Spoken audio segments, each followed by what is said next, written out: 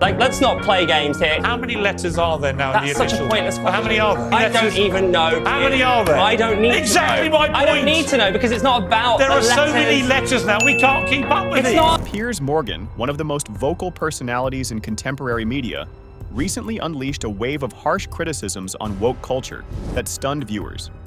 What occurs when Piers Morgan opts to present himself as a black lesbian during a live broadcast? Hey, why can't I identify as a black lesbian? Well, firstly, I mean, it was. Well, I'm serious. I'm serious. If I can identify as anything without any need to prove I'm actually what that is, why can't I, on International Women's Day, say I'm Piers Morgan, I'm a black lesbian? The response is equally surprising and amusing. Piers Morgan's notorious criticism of extreme self-identification became viral following one of the most astonishing moments in live TV history. It all began when Morgan, with his trademark sarcasm, confidently stated that he had chosen to identify as a black lesbian. Indeed, you understood that right. A lesbian of African descent, on television live. His visitor, Angelica Malin, was taken completely by surprise. As Morgan stated his claim, he faced her with a playful smile and inquired, "If I say I am, then am I?"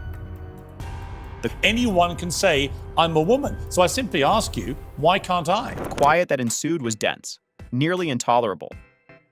The ambiance of the studio changed from skepticism to bewilderment, making everyone question, what just occurred? The atmosphere in the room was so intense that you could sense the audience collectively holding their breath, unsure of their reactions.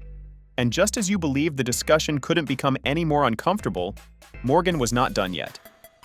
He persisted with his questioning, pushing on, I mean, if someone can identify as a tree or a penguin on a whim, then why not me?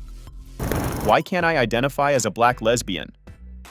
His voice was saturated with sarcasm, but the reasoning behind his remarks couldn't be overlooked.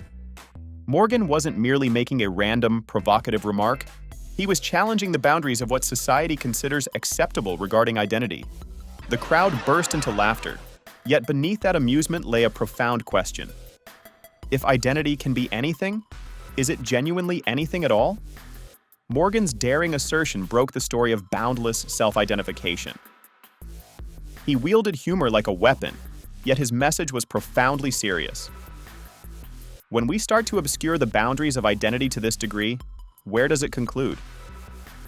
And then, just when everyone believed they had heard everything, Morgan unleashed his final surprise. Might this be the harshest criticism of woke ideology to date? The discussion had only recently started.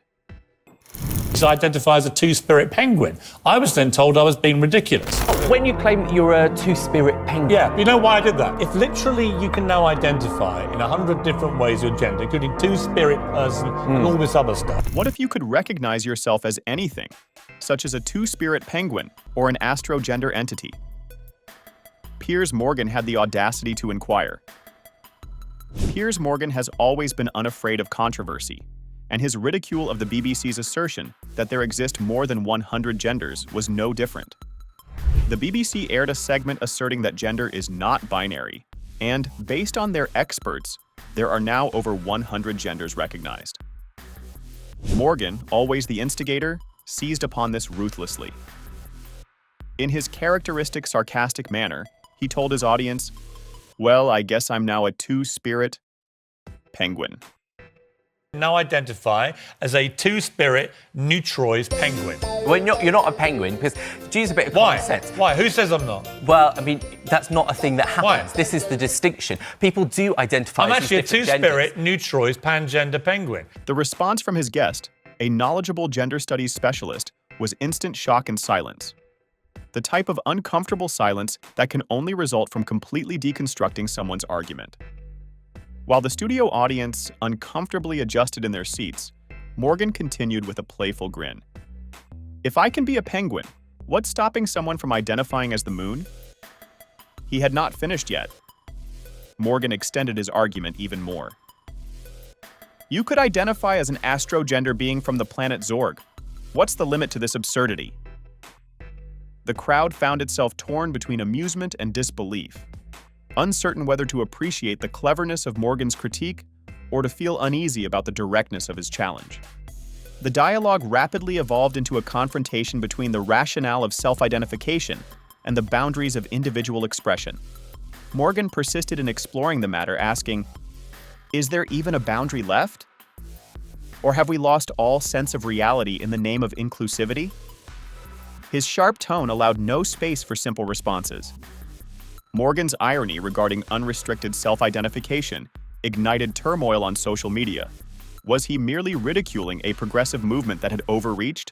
Or was he highlighting a crucial aspect of the ridiculousness of unrestrained self-definition?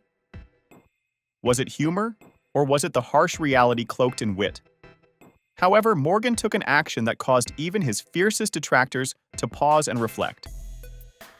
If you believed Piers had finished, reconsider. His support for J.K. Rowling against the trans mob was absolutely intense.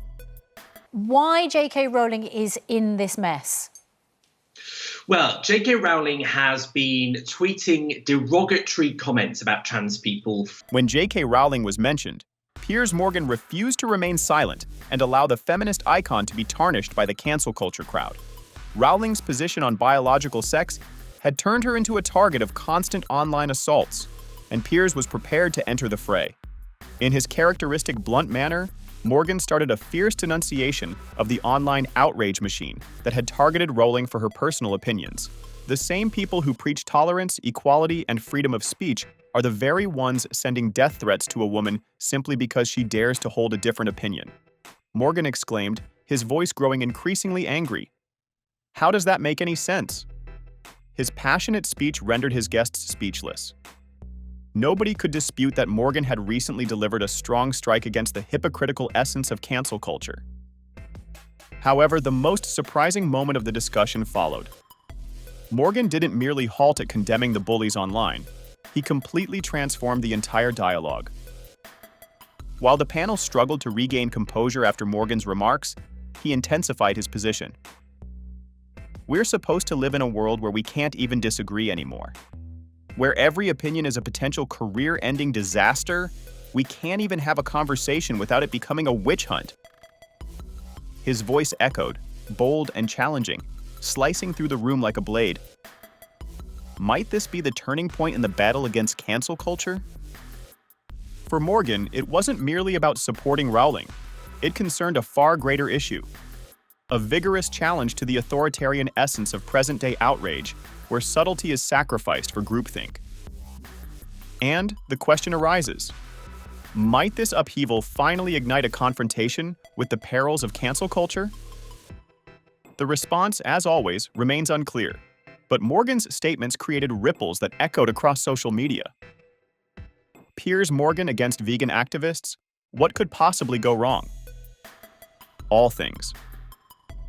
In a particularly amusing and unexpected moment of his career, Piers Morgan directly confronted radical vegan activists determined to save the planet by labeling meat eaters as murder.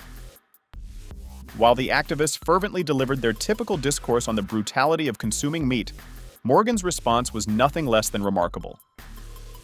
Without hesitation, he nonchalantly retrieved a Big Mac, took a huge bite, and savored it with great enjoyment on live television.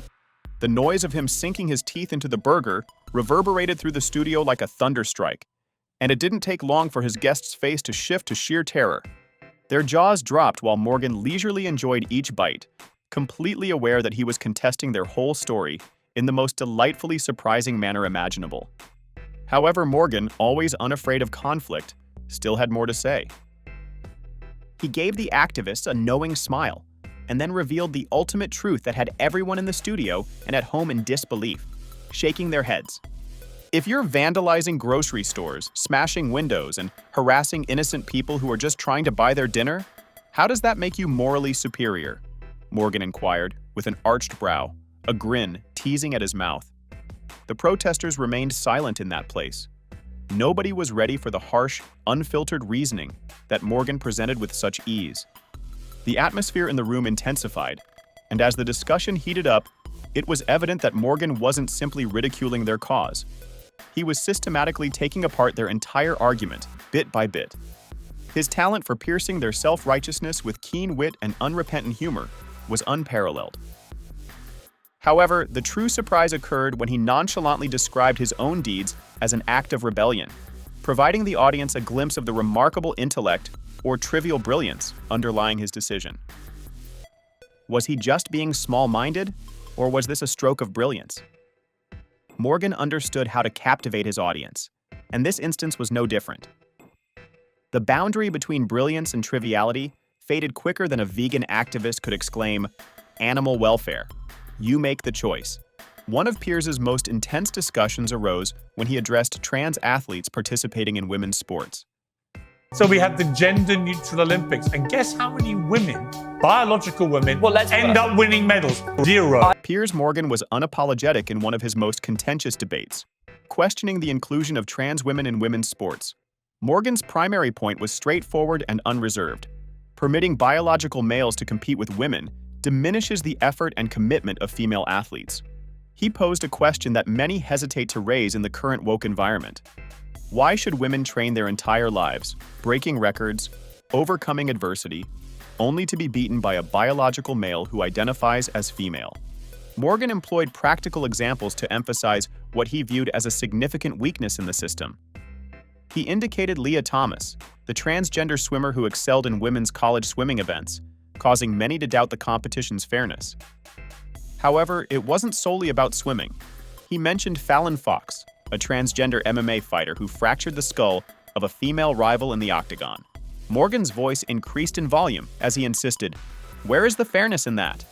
Then Morgan revealed surprising news that shocked everybody. He raised a query that unsettled the discussion fundamentally. If gender is just a feeling, then why don't we abolish women's sports altogether?